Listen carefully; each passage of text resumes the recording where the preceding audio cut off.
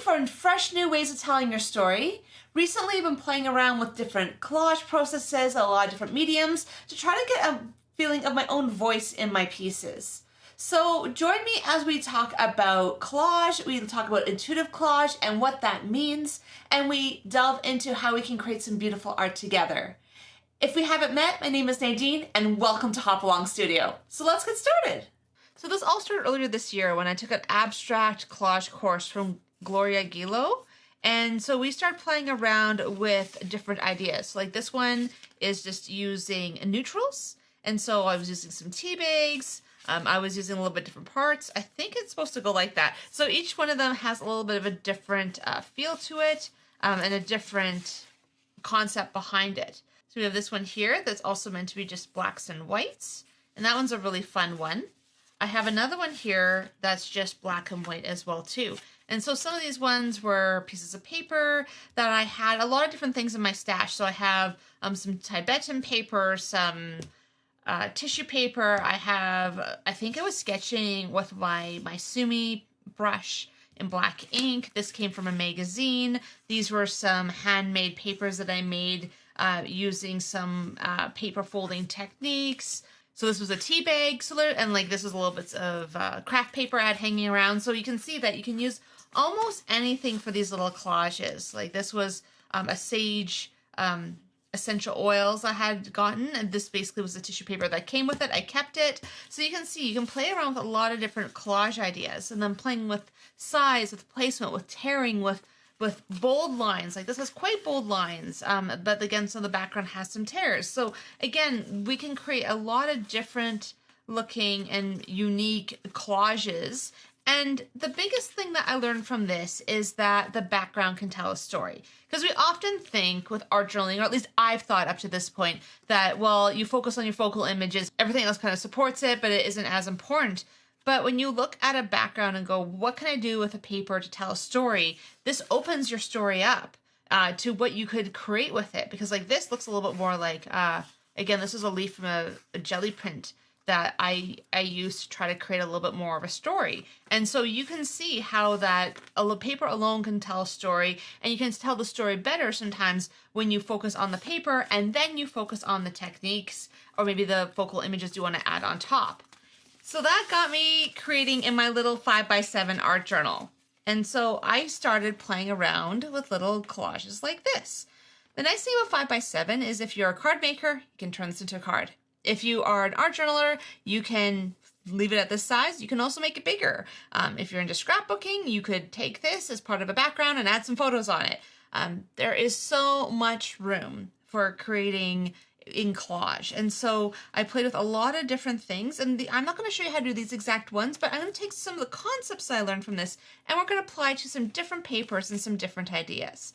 And here's another one. This one I absolutely love. It has so much shine on it and so much washi tape.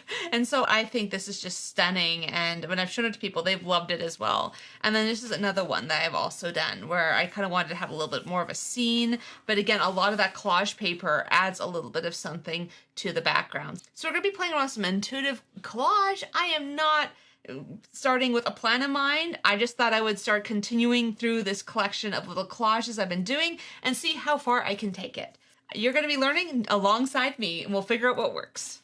So sometimes I'll start with just the focal image, and Simply Stated Design, I have started partnering with them because she's a local entrepreneur, female business owner here in Alberta, and we get along fabulously. So I asked her if she would mind if I could use some of her paper in some of my videos, and she sent me a bunch. So thank you very much, Chantel, for sending this along to me. She's also given me a code where if you're interested in any of her products, you're more than happy to check out her website. She's given me a discount code to share with you below so that you can get these at a discount as well. But there are some really stunning designs, and then these could be some focal images, or you could use a piece in here as your background. It doesn't necessarily have to be using the whole image. And even though these are beautiful papers that are meant to be added to a junk journal or be able to add it to an art journal and not altered a lot, I plan to alter them quite a bit. So like I'm looking at these ones and I love this one. This one has so much presence just on its own. So I may end up taking that one. You could also take advantage of even this front sheet that shows these samples. There's no reason you can't take these and turn them into little bits of collage for your designs.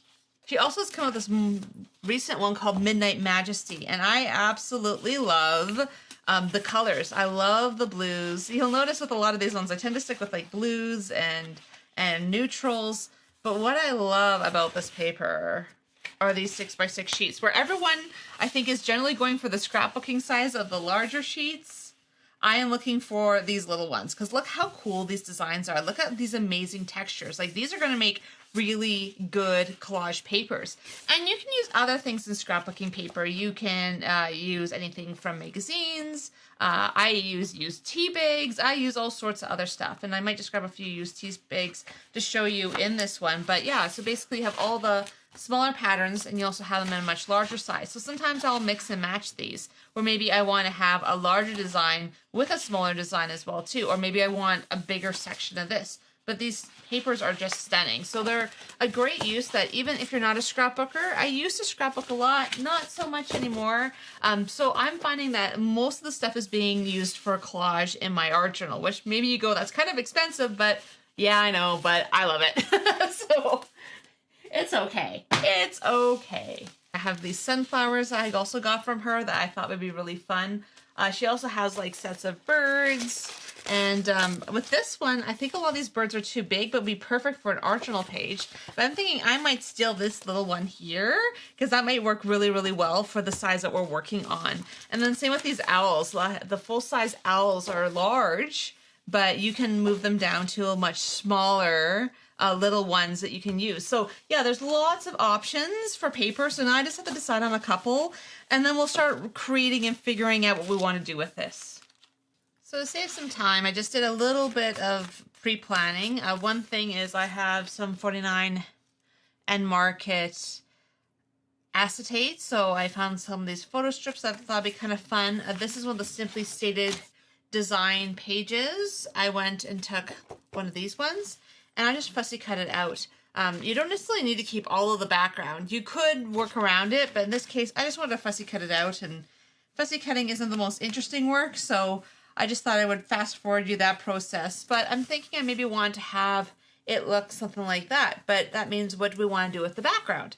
So with the background, I'm just going to start by just adding in a few things. So I want to focus on that collage first before I even think of putting on my image. So the one thing I want to think about is which way I want my lines. So one of my other ones, I did everything vertical, and vertical is a very strong look. It's very upright. Like buildings have that strong look to it. Anything vertical has a very strong look to it. When you go put things on the horizontal, like landscapes are generally in a horizontal.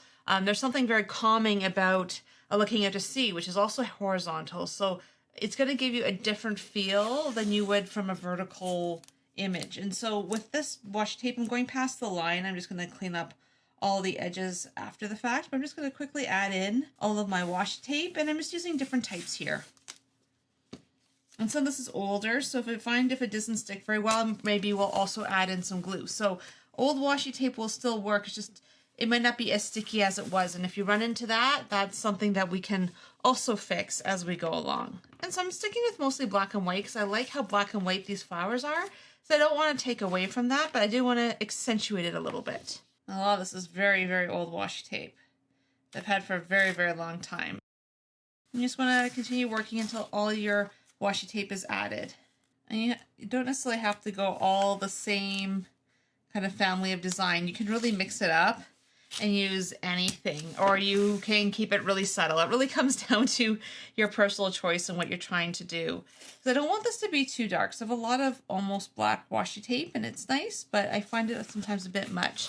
So yes, some of these patterns are bold, but I also didn't want everything to be almost black either. So I think a lot of it's just playing around with contrast and playing around with shape. And this is just a super simple way of quickly creating a background.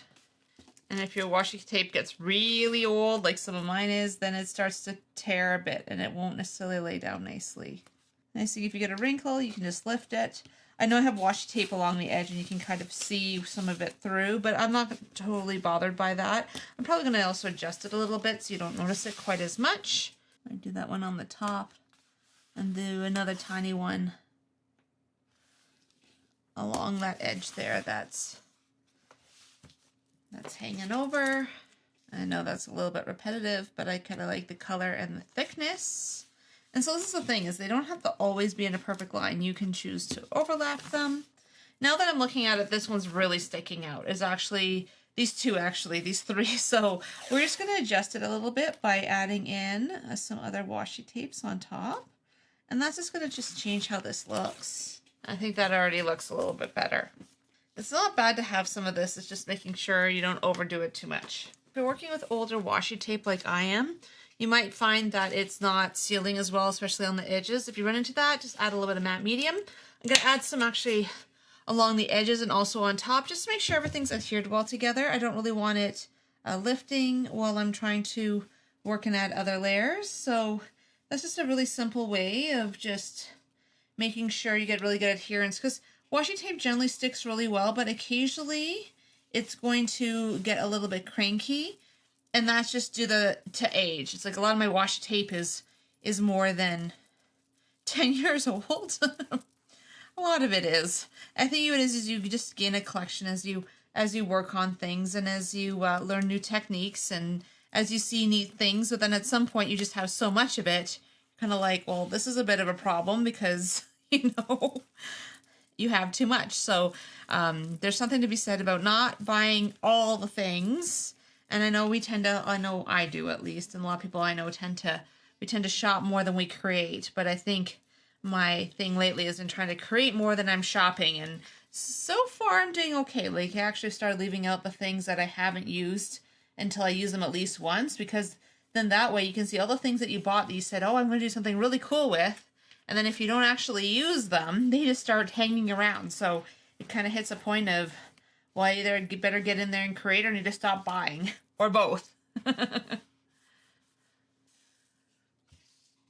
And neither of those things is bad. And sometimes you gotta get in there with your finger. That's usually not too bad. And it's funny enough, it's like you put the matte medium on and it all just feels like it works together just a little bit better. So when we put our flower on there, that's bold and that's quite a bit different than the background that came with it. But I'm not done yet. Again, we're talking collage. So collage, you can do just washi tape or something as collage. Collage doesn't always have to be a zillion different patterns and colors and bringing things together. It can be, but it's trying to come up with patterns and things that you enjoy. So I have some of this paper here, and I'm thinking about the idea of using other strips and going the other way, because that to me is going to create a breakup in the pattern. It's still that same black and white, but now we're going the other way. And so anytime that you want to do collage, you want to make sure that you add paint on the back. And depending on the way you want to do it, today I'm going to do paint on the front as well too. You don't necessarily have to, matte medium on the front. You don't always have to, but that's what I like to do. And so the question is, what are we trying to accomplish with this? Do we generally like the background the way it is? Do we want to add in some larger areas? Like maybe I want to do strips, but maybe I also want to do a really large area. But in this case, I want to keep it pretty subtle because I wanted to have a little bit of a break for the background that I'm creating, but at the same time, not take away from it. And I'm going to keep some of those white areas because again, that white area can be an area of contrast again on your collage. So yeah, there's more than one way we can do these. And I'm purposely adding a few patterns that are non-floral just on purpose, because I just think it just adds something different to the layout and just even to the design itself.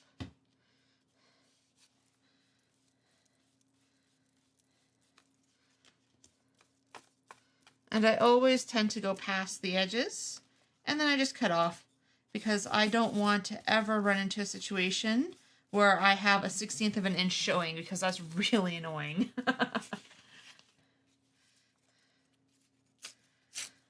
And so repeating pattern has its place in collage as well.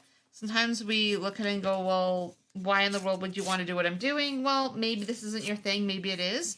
But when you put repeating patterns on things, it creates a different look. Sometimes it can create cohesion, sometimes it can create maybe a little bit of tension. It can be considered order, it can be considered chaos. You can play around with scrunching things up. Because if I added in a whole bunch of other pieces on top of each other over in this area, it would give a very different feel than adding them evenly across the page. And then I always kind of come back to like, well, do I want to add in my focal image and like, what would that look like? And so, you know what? I'm going to add in a few more along the bottom because a lot of it's going to be covered, but at the same time, it just adds a little something to the background. It just adds in a little bit more texture. And this is where intuitive collage comes along too, where you're going, well, what am I trying to accomplish here? Do I care about it being perfect? Do you want it busy? Do you want it not busy at all? Do you want it is it supposed to be perfectly centered? What do you want to do? And sometimes this is just playing with things, going like, what does my brain say is kind of fun today? And do I like it? Do I not like it? I might look at this later and go, wow, Nadine, you actually shot a video about that, and be like, what were you thinking? But at the same time, I find the process itself kind of fun. It's kind of a neat way of just letting your brain kind of take a rest. So instead of perfectly planning everything, it's throwing some stuff out and going, well, you know what? That's good. I'm doing my group of 5. I like sticking to uneven numbers. I might throw in a couple extra pieces along the top here, and then I probably am going to call that done.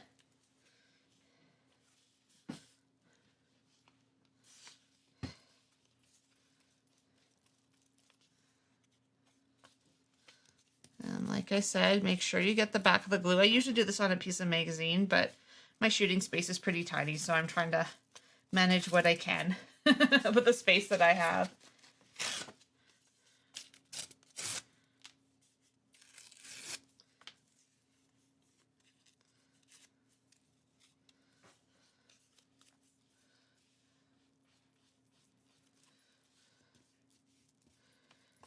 So again, we have like the very calming washi tape, and now we're putting these things, and these are going on a different direction, so a different diagonal. And what does that say for you? What does that make you feel? Maybe you think, wow, it's a lot of chaos. For me, it feels pretty chaotic. But then you're going to have this to kind of balance it out a little bit. But then at the same time, I'm also going to add in some other things that are going to help it feel a little bit more balanced as well. So now I'm going to add in some flexible modeling paste, because why not? Because we have a lot going on, right? So maybe that's a bit much, and maybe that's a bit too much for where you would like to go with this. But this is where you can come in.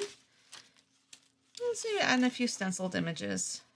And so let's just kind of think about where we're going to be putting things. Because again, it's about collage, but it's also about, you want it to actually work with your focal image. And so I'm not going to necessarily put a ton of focal imagery on here. But what's also nice too is, again, any of this medium can be added in marks just along the back. And this is just going to just smear out. It's going to look great. It's just going to soften that up a little bit. It's going to create a different look to it. And so, yeah, maybe this is moving away from just strict collage. But the whole point for me has never been sticking with just straight collage. It's never been my style where paper tells my whole story. But I have also understood that, you know, as time goes on, you can use paper to help tell your story. And that the way you put your marks, the way you lay your paper is really important. It has a really important story to tell. So already as that looks a little bit better to me. Not adding it everywhere. Just adding it to a couple spots. And then let's come in with the stencil. The flexible modeling paste dries pretty quickly. I'm pretty close to the end of my container. So I'm like very sad. I have to go to the store and have to get some more because it's not inexpensive, but you know, the stuff is worth it. It takes me quite a while to get through an entire jar. I do use it a lot. So we're just going to add in a few leaves, a few ideas.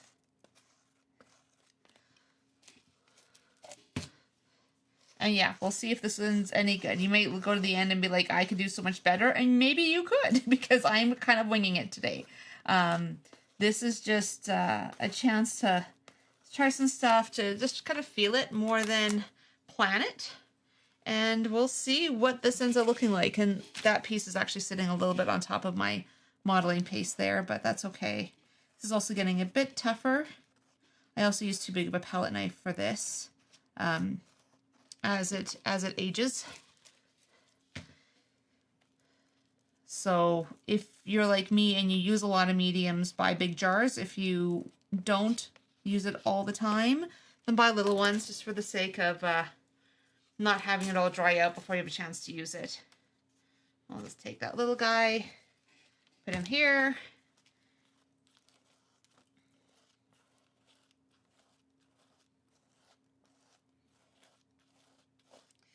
And that will be fun. You just want to make sure that you give this a good cleaning right away. You do not want to leave the stuff to dry, otherwise it's never coming off your palette knife. So usually baby wipe for my palette knife. I always use press and seal to keep my paste from drying out, because I live in a semi-arid climate, so everything dries out. And then I'm just going to wash this. So this was going to dry pretty quick, but I thought before it fully dried, I'd maybe put in a little bit of Perfect Pearls. And I don't even know if they make these anymore. These are basically mica powders, and they do tend to get everywhere. And yeah, these things are usually used with inks, but I'm just going to try to tap them onto. I wonder if I can just, this is all new, so, oh, look at that. Yeah, we can actually apply them straight onto the paste. Kind of wanted it to, there we go. I had to do more, that was it. But that should, oh, that sticks. so maybe use it like a brush to brush it on a little bit.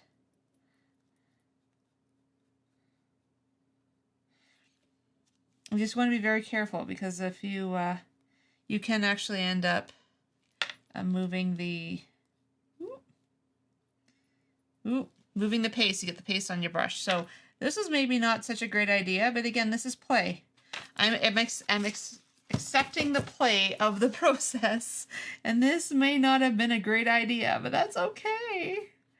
You know what? We're gonna roll with it, and we're gonna see what this ends up looking like. So now that I have a big chunk in there, I gotta at least put some in other spots. So at least it looks kind of normal. And then I'm gonna have to refine these a bit, just because of the way I put these on. I usually just put embossing powder and stuff on. So this was looking through my art stash going, oh, I have some Perfect Pearls, I'm sure those will work. And then going, well, I actually don't know for sure. And then said I went totally in on it. And now this may or may not have been a good idea.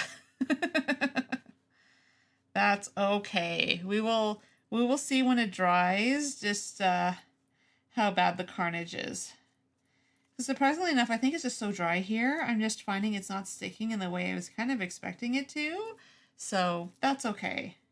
And this is another color that's a little bit more like bronzy green. So we'll see. Ooh, that's pretty. Ooh, that's very shiny.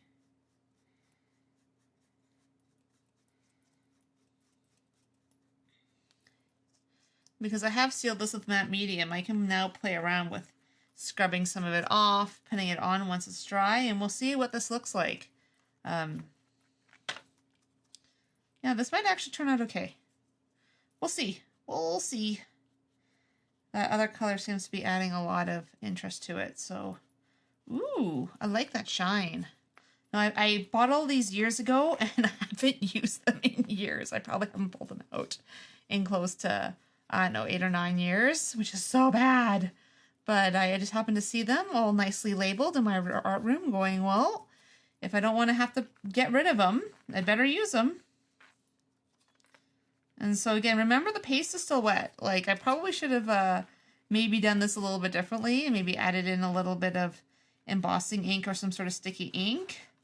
before adding this on. But at this point, I've gone all in on the wet paste, and I seem to be kind of getting away with it. Whether or not it'll stay and how it'll look, we will see. And I have a bunch of other colors, but I think I want to stick with the two. I think that will be a nice combination for this project. So I wanted to pull a little bit of color, but I didn't necessarily want to go with all the colors. And any of these areas that you added just like a little bit of thin layers of medium, they may actually already be dry, but it doesn't hurt to just go over it with a little bit of this stuff. Yeah, because that's the thing, is you're supposed to kind of brush it out with a brush and then wipe a bunch of the excess off. So I've gone a little crazy with the shiny, but that's okay. We're gonna see what this ends up looking like when all is said and done. Well, what's nice about those pigment powders is look at how they're bringing out the texture and the colors. So I think now that is looking a lot less like a super patterned background, because the thing is, we start with some pattern, but then where do we go with that, right? Like, where do we take it from there? And that is the question we got to answer for ourselves. So I'm going to let this dry, and I will come back in a minute. Okay, so now this is fully dry. I ended up having to leave it overnight, and I'm not a huge fan of where I went with that. Sometimes we'll get ideas, and it'll seem like it's working, and then it doesn't. So let's see what will happen if I bring in a baby wipe. So this is good because this can actually just take away a little bit of the color, blend it out a little bit more, remove it from places, because it is coming up on my baby wipe. And I don't think it was a bad idea. It just kind of ended up everywhere. And so it kind of obliterated some of the things I was hoping to do with some of these images. So I'm just going to go over top of the whole thing. I'm going to leave some of it on top of the modeling paste. And that's kind of the cool thing about modeling paste, is you can add in some stuff and it'll stick. And that's kind of nice, right? But if it isn't working out exactly the way you want it to, it can be a bit much. But because we put a layer of matte medium on everything, what's nice about it is scrubbing this isn't a problem. Where, again, if you had not coated the paper in your matte medium, you would have actually ended up pilling the paper with using the baby wipe. So, again, little things that, you know, you can adjust and play with. And by sealing things, that just gives you a little bit more option regarding where you can go with things. And so I already feel like that's a little bit better. I'm not removing everything, but just by muting it a little bit so it doesn't look like it just plopped something down, it looks a lot better. And I just realized that was upside down, so that's the right way. And that's one thing to realize with your collage, because I wanted these guys to go up, and I purposely put those leaves there just so that you could see them.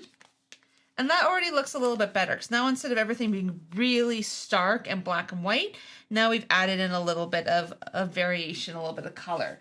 So let's maybe move in a slightly different direction with this. So let's play around with a little bit of chunkier embossing powder.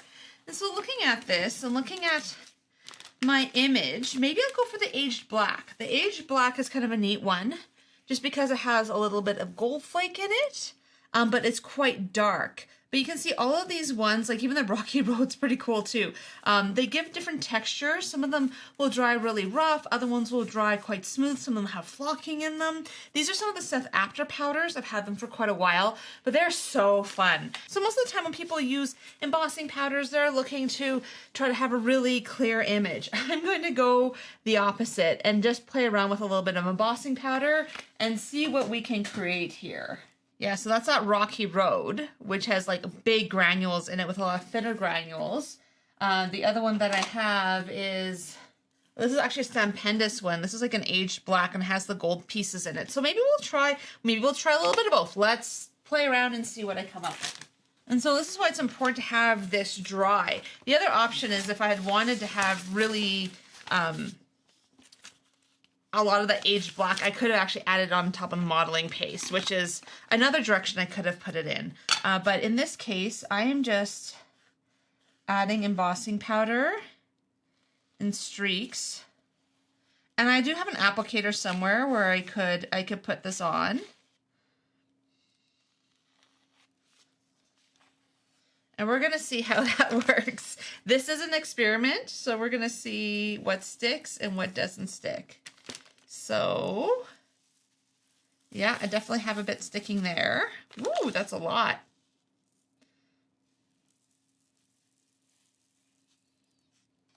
And so this is messy, messy, messy, but this is fun. I'm really excited about this. And because I'm not too sure exactly everywhere I put that powder, I'm just kind of swishing it on here and we'll see where it lands. And this is quite the mess, and that's okay. So I'm just gonna give it a little bit of a,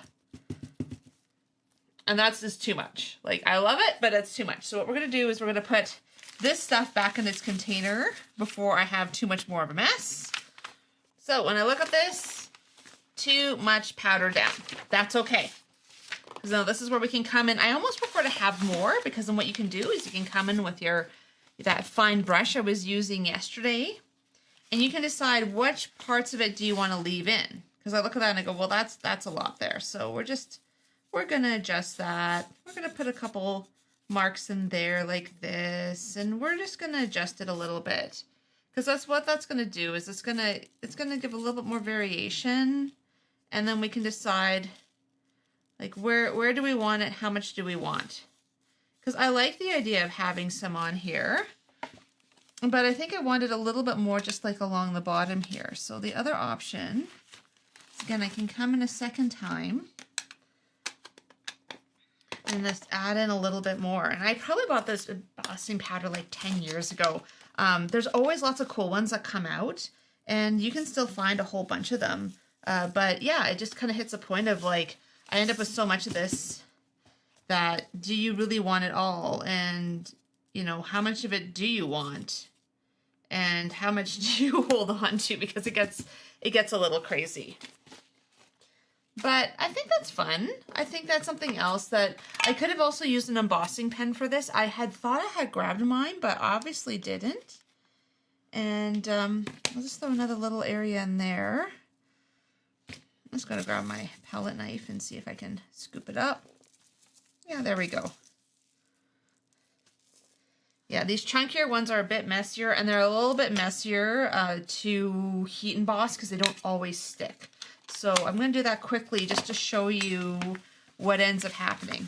And you're going to see it's going to want to move. So the other option is to try to heat set it from underneath. I've had a lot of people suggest this. I don't know with all my layers whether or not that's going to work, but what I'm going to try to do is get a little bit of heat underneath there, hoping that, yeah, I think we need to go from underneath. I hope it doesn't bubble on my mediums, and the older embossing powder, I find the harder it is to heat set. I'm not sure if you can see that, but that is so nice. The way that gold is melting. So some of it is not having it directly on, and some of it's also like making sure your heat gun is up to heat. Like, look how that moves. So even though I've lost some, and the other thing too is if you don't like how varied it is, the other option is you could always come over with another layer. It's almost like if you can manage it, try to get some heat underneath and then add some heat on top, because that seems to be like that balance for this, to be able to get it to not just fly off your page. Messy, but fabulous. So what a fabulous background. Like, look at all of those melty bits, and like the ones that were, you can see little bits of silver, you can see the ones where some of the specks came off. And so you just end up with little speckles, and you have other areas that went completely melty because enough of the powder stayed. So what's really cool about this is this gives you a very organic look, even if you're trying to be a lot more specific. So you saw how when I first added it, it looked like it was these big clumps, but then as some of it blew off, as some of it stayed, again, it's a little bit of a tricky one just because of the fact that you're running into some of it isn't all going to stay in the places that you want. But I think at this point, I love where this is going, because we have these dark areas which accentuate with the dark areas of the image, and it looks amazing. So I'm not done yet, but let's just add in our image next. So I would use some sort of gel medium, or I would use I have this combination of it's Yes Paste and glazing medium, and this makes like a really nice glue. And what's nice about this is really good for when you're doing collage, especially if you want to do collage that you do not add any medium on top. This is the glue to use because it's not going to go anywhere. I know people who have their working galleries and they use this particular Yes Paste combination just to get the best results. And so while I'm using this over maybe any other regular glue is I have a bend in my page. And if that page ends up bending, I don't want this coming off or bending funny. And I did this in an old magazine because in this way, it doesn't matter if you end up with glue on it. You just change the page and off you go. And because I got a tiny bit of glue on the surface, I'm using this. Hopefully that will pick up some of that glue. And there we go. It's working pretty well. Just got to make sure I get it underneath there. There's a couple spots that are not sticking as well as I had hoped. So I'm going to come back in with a little bit more of the Yes Paste. And the key with this is I don't really want the paste on top. There's a couple spots where I had a little bit of a bad moment and I got a little bit of paste on, but that's not what we're looking for. So if you're careful with your baby wipe, there's no reason you can't wipe a little bit of the glue off of it. But you want to make sure that you're getting a really good adhesion, and you want to make sure there's enough glue that it's sticking on top of all that bumpy, uneven surface. And at some point you want me to show you how I made this this Yes Paste combination for collage, just leave a comment below. I would love to share a few of these little tips and tricks that I've been learning from other artists. So this glue I've had in here for like at least 8 months and it's still good. So as soon as you have it in a small enough container like that, it just basically stays good forever. So I'm really happy with this, but let's talk about what else can we do to add a little bit of sparkle to this page. I'm not going to cut those off yet just because I want that to make sure it has a chance to adhere really, really well to the surface. So I'm going to come in with some of my favorite watercolors. So I have a combination of stone ground and beam paint watercolors, and these ones so shiny. Like, they're not inexpensive. They're handmade by a local artist. They are not inexpensive, but they are beautiful. So I've actually stuck with mostly the metallic colors. So I have a lot of these ones from stone ground, or like these honeycomb yellows. I have these like warm pinks, which would actually pull in some nice color from the ones we've done in the background. I have some more Mayan blue color. I have some nice greens. So we're gonna play with this a little bit and see what we can create. Yeah, I have these beautiful paints, and what we're gonna do is we're not covering everything. What we're doing is we're adding spots, and that's just gonna add a little bit of shine to those central areas. So it's gonna make them pop a little bit more. That even though we're using an image that's already really nice, but watercolor is one of those things where you add a little bit of watercolor, man, you can add so much to a page. And the thing is, depending on the light, you'll see it more or less. But look how incredibly pigmented. And that's the thing when you're buying these handmade paints, is you're basically paying for the straight mica and pigment. And because she gathers it herself, you're not dealing with some of the labor issues of child labor going into mica mines and dealing with stuff, which is always got a bit of a concern of mine of the safety and the well-being of some of the people who are mining this stuff. So because she does it in such a careful way, I can really stand behind her products because of just how they go about harvesting some of these things. And then, so I love that. That just adds just a little bit of extra shine. And then this one's like it's called Wintry Night. It's leaving a little bit of the shine. So I got to be a little bit careful about where I put my lines because they are going to be obvious. But adding in a few little lines of color on the edges of the petals, adding them in places, it just, adds just such a beautiful bit of color. When you get it in the light, you can see how much shine there is. But it's, again, that's a very blue color. So instead, it has a lot of a different hue than you would get from doing this with just gold, which is why I love using these, especially for altering paper like this. It's amazing. There's no other word for it. I just Love how that's looking. I love how that's looking. So now let's go in with a little bit. I would like to add a little bit more shine on the flowers. And I want to hit a lot of those high points because I don't really want to take away all the cool shading. Like you see these darker areas in there, I want to leave them that way. So now along the edges here, I'm adding just a little bit of silver shine. And I'm just almost doing little dashes along there. I'm adding a little bit of color along there. And so you can see I have these little things of paint, but they're going a long, long, long way. I think I've had these watercolor paints a year and I've barely gone into them because a little bit goes such a long way. So just going to continue to add a little bit of color in there. Not everywhere, but just in spots. They fit a bit more and they just, oh, I love it. Like if you look at that shine, it's so subtle, but like if you catch it in the light, check that out. That's really cool. That's really, really, really cool. Okay, so let's bring back up a few of these guys. And this is where bringing in a little bit more of just that straight green is going to help that stick out a little bit more. And because these will have almost more shimmer than that mica powder, that's going to go a long way. There we go. That looks better. That looks better already. And then again, if you feel like you don't have quite enough, you can always come in and add in like these areas of blue.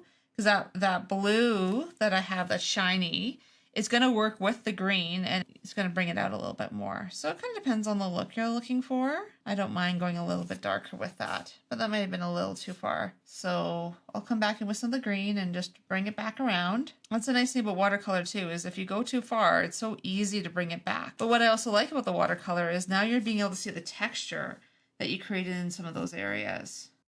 I'm very happy with that. So I'm just going to set this aside to dry for a minute, and then we're just going to add in our last little touch. And the last thing I want to do is add in my quotes. So Dina Wakley has actually 2 sets of these typed ledgers, and they are amazing. So I have all these great quotes and all these different pages of different stuff that you can put on your original pages. And so they've been one of my go-to things. Sometimes I look at my own quotes, but sometimes I just want to be able to run with something. So this one I basically just cut out. They're nice as it is, but I feel like they need a little something. So I'm going to grab my click art pen. I was looking for my black one, but I seem to misplace it. So I'm just going to use my dark blue here, but it's almost black. So it works really well with everything else that we have going on. And if you want this more perfect, you can always use a ruler.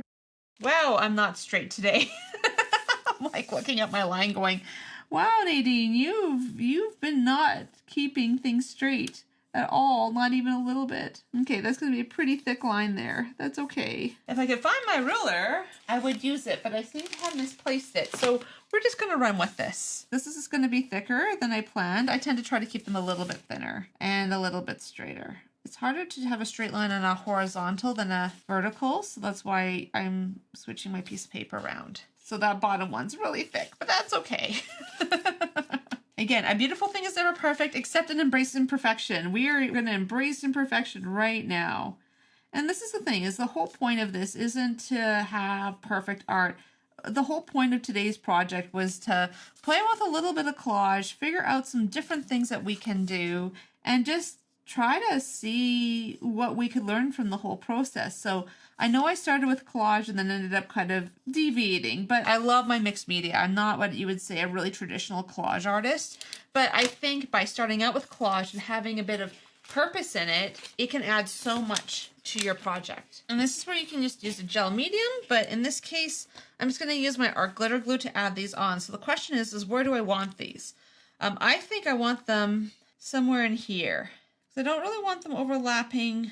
I really want my flowers to be in there. And so it's a little bit closer to the middle line, but that's okay. I'm just going to run with it. Because the other option is we could put it up here in the corner, along that third line there, but I don't know. I feel like it's floating a little bit much. I like to have things touching a little bit. I just don't want it to be covering up this beautiful flower because I spent a bunch of time making sure that the flower was really beautiful. That was a lot of fussy cutting. So maybe what we do is we just tuck it underneath there, and there we go. And the funny thing is like, that even though that's almost like a blue-black pen, look at how well it works with everything else. That I actually think it looks almost a little bit better than with the black. And by using a good wet glue like this, you're going to make sure that you get a really nice finish to this project. And then the last thing I got to do is just cut those little ends off. It's going to be all tidy. So there we go. Accept, embrace imperfection. A beautiful thing is never perfect. And I think that's a great lesson for all of us. It's a good reminder for me, even as I've been going through this and changing gears as we've been going along, going, well, that worked. Well, no, that didn't work. Now this did work. No, that didn't work. And overall, I think it looks like a beautiful page. So I hope you've enjoyed this video. I hope that you'll just keep checking out some of my other collage projects. I'm going to be doing a few more in the coming weeks. And if you want to see another video about how to use tissue paper in collage, click here. This is one that's been quite popular and people have really enjoyed that. So I'll see you in the next video.